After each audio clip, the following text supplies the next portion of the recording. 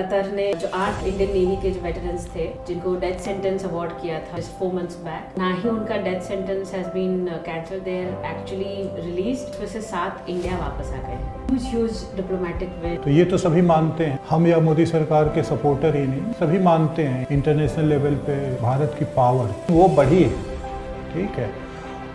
और ये जो हुआ है ये दर्शाता भी है सरकार की प्रायोरिटी क्या है अपने सिटीजन्स को लेकर के।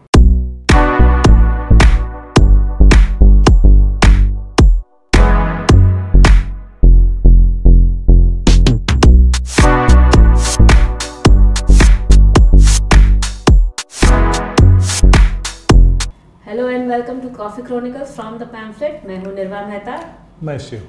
इन a major diplomatic win, Qatar ने जो 8 आर्मी मतलब इंडियन नेवी के जो वेटरन्स थे जिनको डेथ सेंटेंस अवार्ड किया था जस्ट 4 months बैक, वो ना ही उनका death sentence has been cancelled, they are actually released. और उसमें से 7 इंडिया वापस आ गए हैं, which is a huge diplomatic win in the recent times, and obviously this has made everyone very happy. But what do you think? How is this आपको ये significance इसका कैसा लगता है in terms of India's power in the world, on the world platform, on the world stage? पिछले 10 साल में देखा जाए तो ये तो सभी मानते हैं, इनफैक्ट केवल हम या मोदी सरकार के सपोर्टर ही नहीं, सभी मानते हैं कि इंटरनेशनल लेवल पे भारत की पावर कहो, सॉफ्ट पावर कहो, हार्ड पावर कहो, जो भी कहो, लेकिन वो बढ़ी है, ठीक है। और ये जो हुआ है ये dर्शाता भी है कि सरकार की प्रायोरिटी क्या है अपने सिटीजन्स को लेकर के। नॉर्मली होता ही है ना कि अगर देखें तो पिछले 3-4 दशक में हम अमेरिका अपने सिटीजन्स के लिए जो कुछ भी करता रहा है कहीं भी दुनिया में, कहीं भी उसकी बड़ी चर्चा होती रही है, ठीक है। हम चर्चा भी करते हैं और ये भी कहते हैं कि देखो अमेरिका अपने सिटीजन्स को कितनी वैल्यू देता है। ये अमेरिका की बात हुई। ऑफ कोर्स मतलब केवल अमेरिका ही नहीं, जो डेवलप्ड नेशन है सारे देते हैं अपने सिटीजन्स के लिए। वो कहीं भी फंस जाएं, कहीं भी कोई समस्या हो जाए तो उनकी कोशिश, और चूँकि वो पावरफुल नेशंस रहे हैं पिछले 100 सालों से, तो उन्हें उतनी दिक्कतें नहीं होती हैं। हमारी जो दिक्कत थी वो ये थी कि वर्ल्ड कम्युनिटी हमारी सुनता है कि नहीं, सुनेगा कैसे। अगर हम अपना इन्फ्लुएंस बढ़ाना चाहते थे वर्ल्ड कम्युनिटी में तो ये हमारी जिम्मेदारी थी कि हम जिस तरह से हो सकता पावरफुल होते, जो मुझे ये लगता है कि अभी वो देखने को मिल रहा है। और ये जो एकदम रिसेंट आज जो हुआ है वो ये बताता है कि पिछले 10 साल में हमारी विदेश नीति की, हमारे इंटरनेशनल रिलेशनशिप को लेकर के हमारी जो फिलॉसफी है करेंट गवर्नमेंट की, वो कितनी सक्सेसफुल रही है, अलग अलग लेवल पे सक्सेसफुल रही है। But having said that, I think in last 10 years, Indian Ministry of External Affairs जो भी ऐसी सिचुएशन आई है, क्राइसिस सिचुएशन सो टू से, हमारे काफ़ी मिशंस रहे हैं where we have rescued Indians stranded abroad. I think at least 10 such mission, वो ऑपरेशन कावेरी है, ऑपरेशन गंगा है, ऑलमोस्ट दर्जन भर होंगे। जब भी वॉर टोन, इनफैक्ट इससे बड़ा सॉफ्ट पावर क्या हो सकता है, रादर डिप्लोमेटिक पावर क्या हो सकता है, where Ukraine Russia war takes a break for some time so that Indians can be rescued. And not just that, जब कोविड लॉकडाउन हुआ था तब जब Indians stranded abroad, we are rescuing Indians. कहीं पे भी इंडिया की फ्लाइट्स जा रही है, वो लोग आ रहे हैं, not just Indians, we are also rescuing other citizens. और वो लॉकडाउन के बाद का जब when it came to the vaccines, so that is another mission that helped India really bind the diplomatic ties. Having said that, ऐसा तो नहीं है, like ऐसे अगर देखें तो इंडिया की हिस्ट्री भी ऐसी रही है, जैसे the exodus of Indians from Kenya, from Uganda rather, during the dictator Idi Amin's tenure, उनको उनको सपना आया, सपने में अल्लाह ने उनको बोला कि आप Indians and the British subjects को आप निकाल दीजिए। सो दे सेंट अस एवरीवन, सबको 3 महीने का समय दिया कि अब आप जाइए। But how do you think कि इतने तब से लेके अब तक कैसा रहा है, and how the things have changed and evolved for the in terms of India? अगर पर्टिकुलरली अब जैसे यही है ना कि हम अगर युगांडा से जो इंडियन ओरिजिन के लोग ज़्यादा थे, इंडिया, बांग्लादेश, पाकिस्तान, सबको निकाल ज़्यादा थे जिन्हें एक्सपेल कर दिया गया था और उन्हें 90 दिन का समय दे दिया कि आपको निकलना, ठीक है। तो जैसे ही उसकी बात हमें याद आती है या हम पढ़ते हैं, क्योंकि उसका एक हिस्टोरिकल कंटेक्स्ट है, तो हम पढ़ेंगे, बार बार हमारे सामने आता है। तो जब पढ़ेंगे तो हमें ये लगता है कि ये जो जिस CAA की अभी बात हो रही है, ठीक है, पिछले 4-5 साल से, तो वो अगर इस पर पहले विचार किया जाना चाहिए था, या उस समय की जो सरकारें थी, अभी से पहले की जो सरकारें थी, उनको इस तरह का कुछ सोचना चाहिए था। लेकिन ठीक है, अलग अलग समय में अलग अलग प्रायोरिटी होती हैं सरकारों की। और दूसरा ये है ना कि हम भले नॉन अलाइंड मूवमेंट को बहुत सेलिब्रेट करते हों, लेकिन जैसे यही है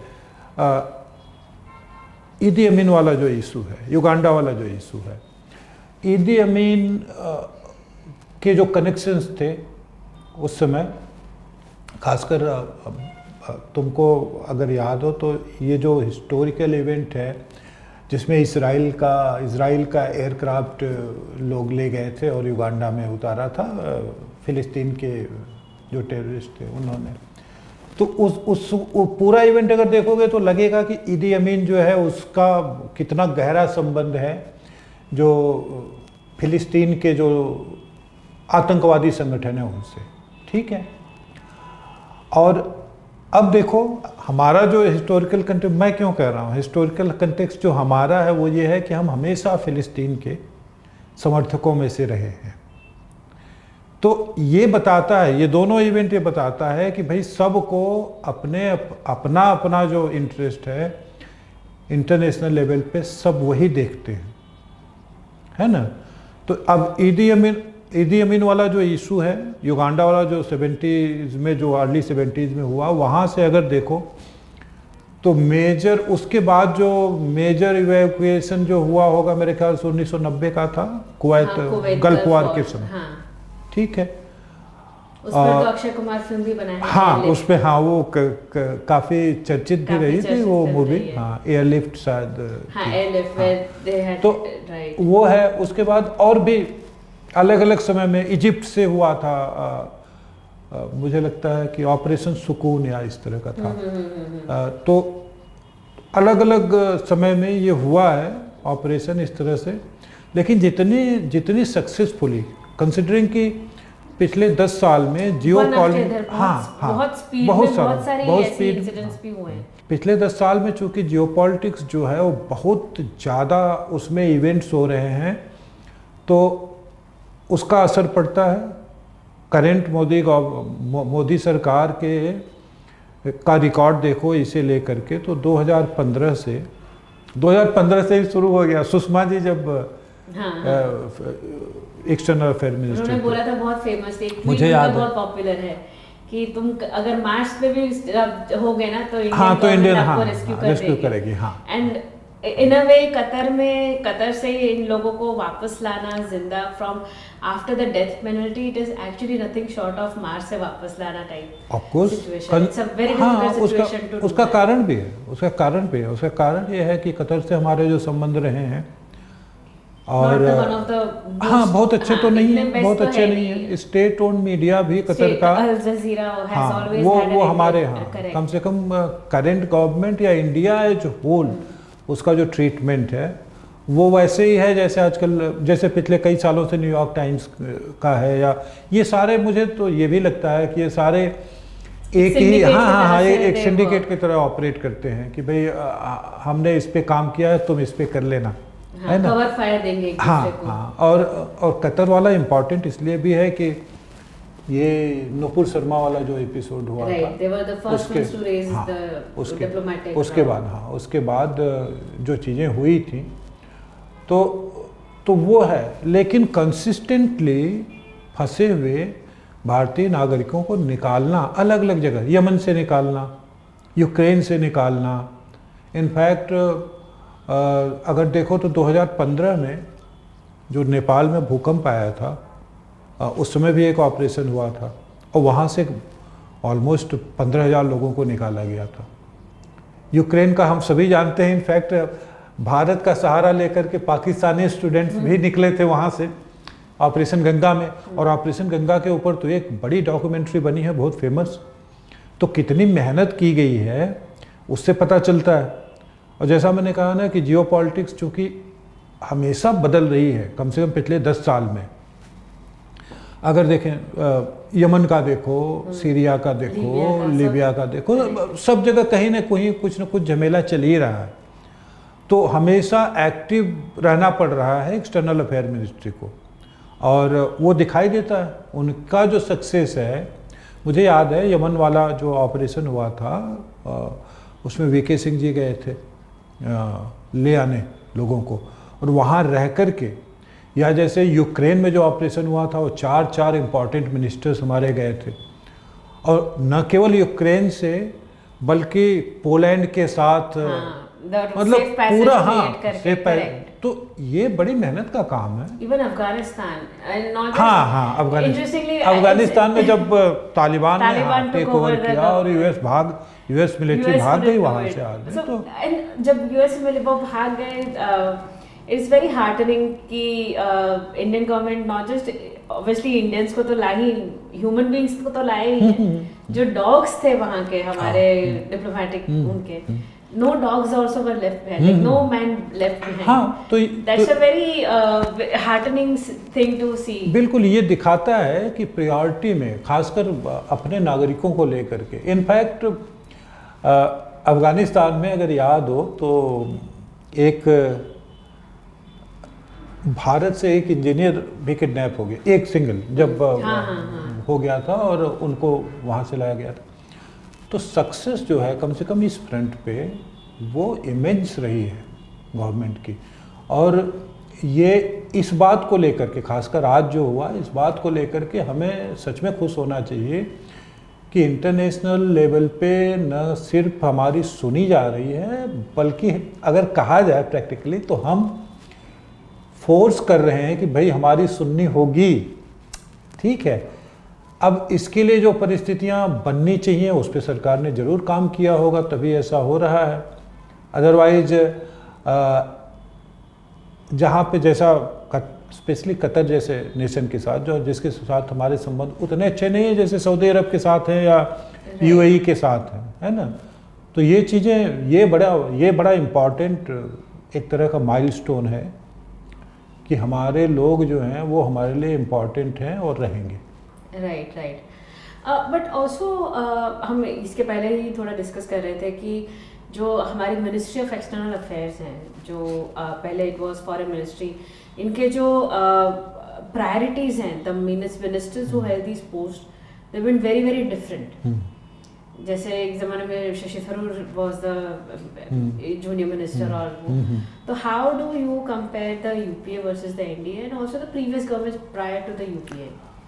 नहीं, उसमें क्या है ना कि अगर देखो तो मैं बार बार ये कहता हूँ ना कि जो दर्शन है सरकार चलाने का, दर्शन से मेरा मतलब, कहते हैं ना कि भाई हम समग्र विकास करेंगे, तो ये समग्र विकास का ही हिस्सा है। जैसे एक चीज़ देखो, वो ये है कि एक्सटर्नल अफेयर्स मिनिस्ट्री का, हमारी एक्सटर्नल अफेयर्स मिनिस्ट्री का रोल पिछले 10 सालों में बहुत एक्सपेंड हुआ है।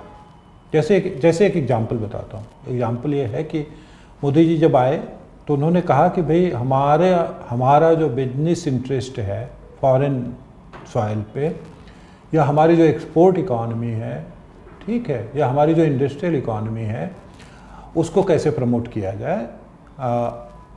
विदेश मंत्रालय या उसके एम्बेसी या हमारे कॉन्सुलेट का सहारा लेकर के, ठीक है। और ये प्रायोरिटी में लाया गया है। अगर तुम देखोगे तो पिछले 10 साल में अलग अलग देशों में जिस तरह का आयोजन किया गया है, खासकर हमारे अपने बिजनेस इंटरेस्ट को प्रमोट करने के लिए, जो एम्बेसी ने किया है, जो कॉन्सुलेट्स ने किया है, वो दिखाई देता है। जो सुषमा जी के जिस ट्वीट के बारे में तुमने बात की, वो सच है।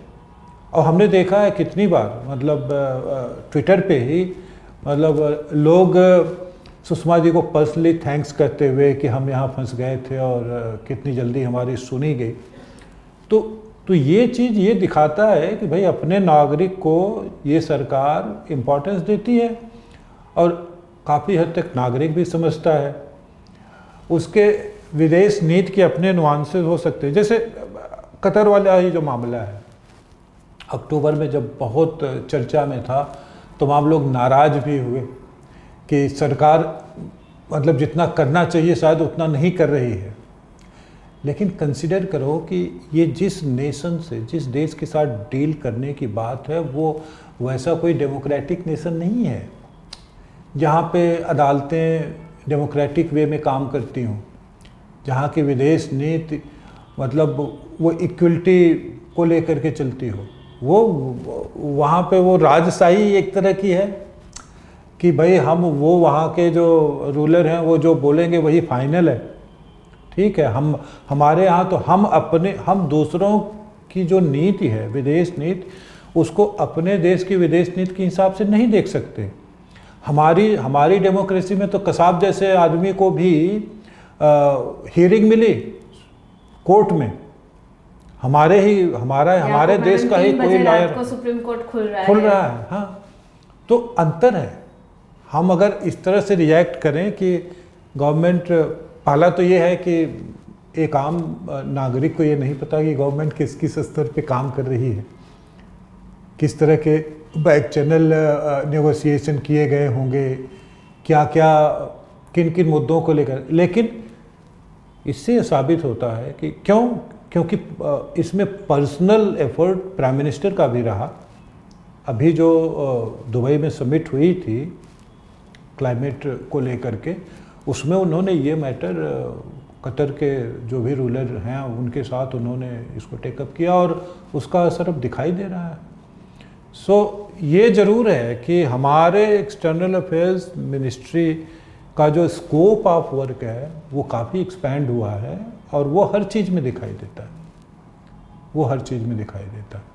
पर ये तो this was the topic that we talked about the ministry of external affairs और the Indian diplomacy over the years की कैसे इवॉल्व हुई है और पॉलिसी कैसे स्ट्रेंथन की है हमने।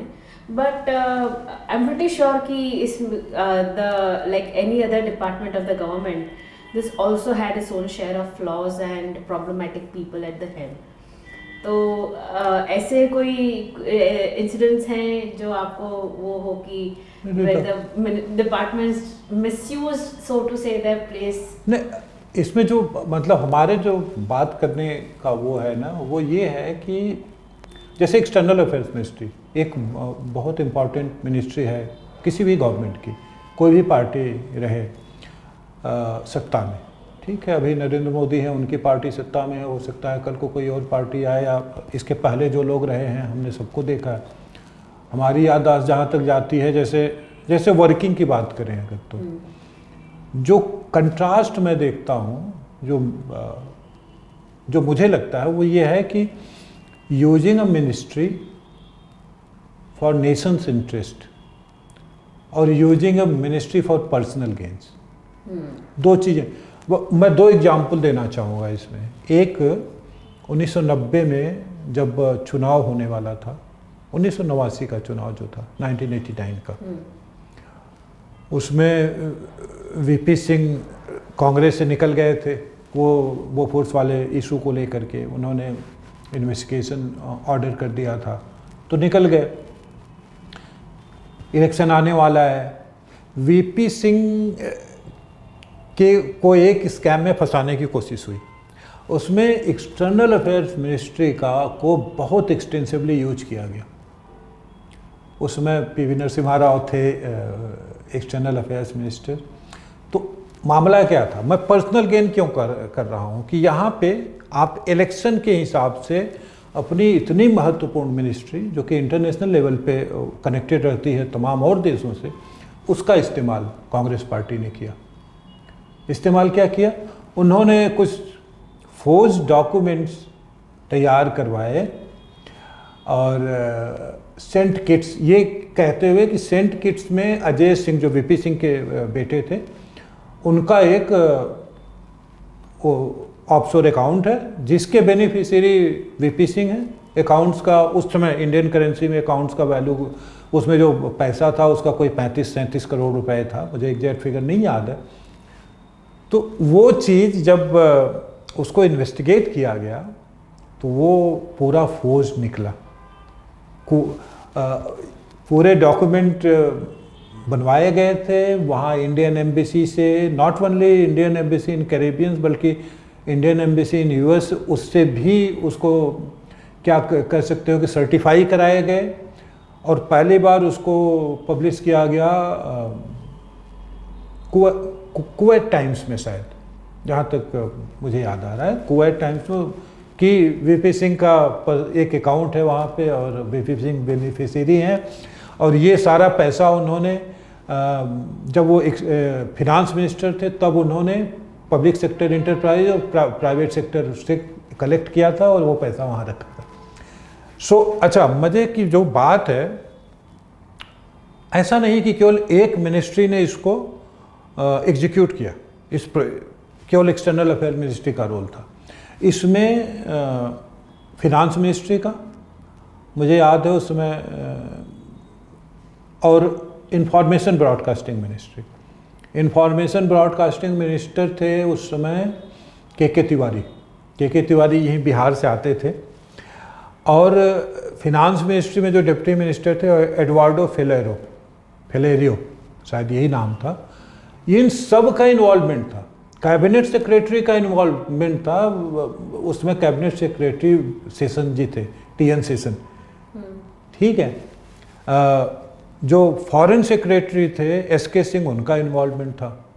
इनफैक्ट अगर तुम पढ़ोगे तो तुमको पता चलेगा कि ये जो मिसयूज है पर्सनल गेन के लिए, वो आज अगर हम देखें ना तो हम सोच नहीं सकते हैं कि एक पूरी गवर्नमेंट, एक गवर्नमेंट के एक से ज़्यादा डिपार्टमेंट, एक से ज़्यादा अफसर, एक से ज़्यादा मंत्री मिल करके इस तरह का एक कांड करते हैं।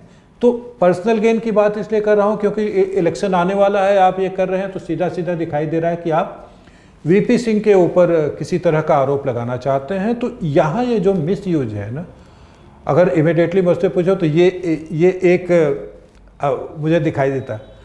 बाकी अगर देखा जाए तो जो आता है वो आता है वॉल्कर कमेटी की रिपोर्ट, जो फूड फॉर ऑयल प्रोग्राम चलाया गया था यूएन के कहने से इराक को लेकर के, उसमें कांग्रेस पार्टी का जो इन्वॉल्वमेंट है, उसमें कांग्रेस पार्टी का इन्वॉल्वमेंट जो है वो भी एक कांग्रेस, मतलब अपने जो पहले के फॉरेन मिनिस्टर थे नटवर सिंह, उनका बेटा इन्वॉल्व था उसमें, जगत सिंह, ठीक है। कि आप, और मज़े की बात ये वोल्कर कमेटी रिपोर्ट में है कि उसकी बेनिफिशियरी कांग्रेस पार्टी थी। जो भी पैसा उससे जनरेट हुआ, मुझे नहीं पता कितना, मुझे याद भी नहीं है कि कितना हुआ क्योंकि पुरानी बात है, लेकिन वहाँ पे अब एक्सटर्नल अफेयर्स मिनिस्ट्री या हमारे जो ओवरसीज मिशन है उसको यूज किया गया, ऐसा माना जाता है। होता क्या है ना कि ये एलिगेशन नहीं है, लेकिन ऐसा माना जाता है कि यूनाइटेड नेशंस से कनेक्टेड मामला था। शशि थरूर उस समय डिप्टी सेक्रेटरी जनरल थे यूनाइटेड नेशंस के, और भाई आप मतलब भारत के ऑफिसर हैं, लेकिन उन्होंने वहाँ पे इस मामले में जो कांग्रेस पार्टी को बेल आउट किया, उसका रिवॉर्ड था 2009 में शशि थरूर को, जो कांग्रेस में ले आकर के उनको टिकट दिया गया और एमपी बने। वो आज भी एमपी हैं, 2 बार जीत चुके हैं वो। तो ये 2 चीज़ मुझे याद आता है। ये 2 बात जो रिसेंटली हुई है, पिछले 30 साल की बात है कि 30-35 साल की, कि ये ऐसी चीज़ें हैं जिसमें आप भारत की एक्सटर्नल अफेयर्स इतनी इम्पॉर्टेंट मिनिस्ट्री को अपने पर्सनल गेन के लिए इस्तेमाल करते हैं। ये ऐसी चीज़ है जो मुझे लगता है कि ये दिखाता भी है कि आपकी प्रायोरिटीज क्या थी जब आप सरकार में थे। उसी जगह अभी जो आपका जो पूरा इकोसिस्टम है, आपसे मेरा मतलब कांग्रेस का जो पूरा इकोसिस्टम है, हमने देखा है पिछले 4-5 महीने में उन्होंने इसी कतर वाले मुद्दे को लेकर के कितना शोर मचाया है।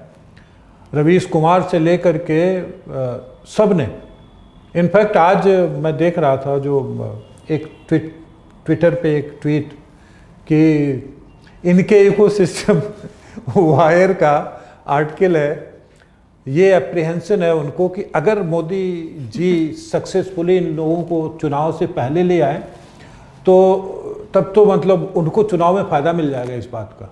हाँ, मतलब मोदी जी को चुनाव में फ़ायदा ना मिले इसलिए इसके लिए छोड़ दें उनको, छोड़ दे। तो ये ना, ये उसी कल्चर का एक्सटेंशन है जिसमें कपिल सिब्बल सुप्रीम कोर्ट के सामने अपियर हुए और कहा कि राम मंदिर की सुनवाई आप मत कीजिए, क्योंकि अगर इसका सलूशन मिल जाएगा तो उससे भारतीय जनता पार्टी को फायदा हो जाएगा इलेक्शन में। तो ये सोच भी दिखाता है, मतलब ये तीनों एग्जाम्पल सोच दिखाता है एक पर्टिकुलर पार्टी और उसके। For them how important politics and political power is कि वो अपने ही सिटीजन्स को सैक्रिफाइस करने के लिए तैयार है, बस मोदी का नुकसान हो जाए। मोदी का नुकसान हो रहा है तो Indians can just die. Correct. वो उनका तो that was quite visible during COVID lockdown and the vaccine drive also, बिल्कुल कि बीजेपी की वैक्सीन है, तो that's kind of, तो उनका तो ये मोडस ऑपरेंडी रहा। बिल्कुल। और ये इस तरह की जब बातें होती हैं ना तो उससे दिखाई देता है कि एक पर्टिकुलर आइडियोलॉजी जो है वो कितना रुथलेस हो सकती है, इवन किसी की जान को लेकर के, या किसी से अगर, जैसे इस केस में बहुत सीधी सी बात है कि Narendra Modi as a prime minister या प्राइम मिनिस्टर नरेंद्र मोदी से जो घृणा है इनकी वो बार बार रिसरफेस होती रहती है और हम देखते रहते हैं कि उनके जो स्टेटमेंट हैं, उनकी जो राइटिंग है, और ये सारी चीज़ें दिखाई देती हैं। But at least good thing is कि the sensible people can see through this और उनको लगता है कि भाई ये तो बहुत ही लो लेवल तुम्हारा आर्गुमेंट है। हाँ बिल्कुल है, स्ट्रैंडेड इंडियंस को बचाना is not going, it's not a political point, बिल्कुल इलेक्शन पॉइंट तो वो है ही नहीं। But having said that, I think that has been a great, I think Monday बहुत अच्छी शुरुआत रही है वीक की।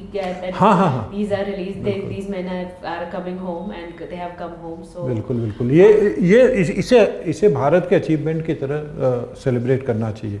ये रियल सेंस में अचीवमेंट है, खासकर इसलिए क्योंकि आप ऐसे स्टेट से नहीं डील कर रहे हैं जो डेमोक्रेटिक है। हाँ, और मौत के मुंह से वापस हाँ, ये मौत के मुंह से वापस 100%, यू नो, वो गुजराती में कहते हैं अणी चुक्यो 100 वर्ष जीवे। इट्स इसकी मतलब अगर वहां से आ जाएंगे तो एक you are almost there, you come back from the death, mouth of the death, and you will have a longer peaceful life. So I am glad and good luck to all the men who have come, and on that note, thank you for joining us today and we will see you soon.